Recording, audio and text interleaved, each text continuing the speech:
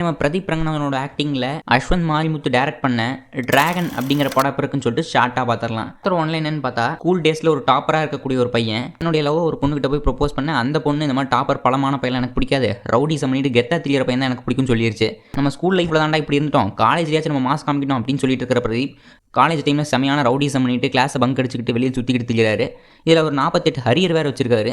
இப்படி காலேஜ்லேயே டானாக இருக்கக்கூடிய ஒரு ஸ்டூடெண்ட் அவன் லைஃப்பை ஃபேஸ் பண்ணும்போது எந்த அளவுக்கு ப்ராப்ளம்ஸ் ஏற்படுது அப்படிங்கிறத சூப்பராக காமிச்சிருக்காங்க. இந்த படத்தோட ட்ரெய்லரை பார்க்கும்போது ஜஸ்ட் ஒரு கெத்தான படமாக தான் இருக்கும்னு நினச்சேன்.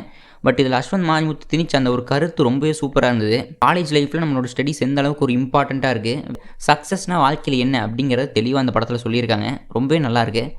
இதில் பாசிட்டிவில் என்னென்னு பார்த்தா கண்டிப்பாக பிரதீப் ரங்கநாதன் தான் சொல்லி ஆகணும். தரான ஆக்டிங், அஸ்வந்த் மாரிமுத்து அசத்தி இருக்காரு.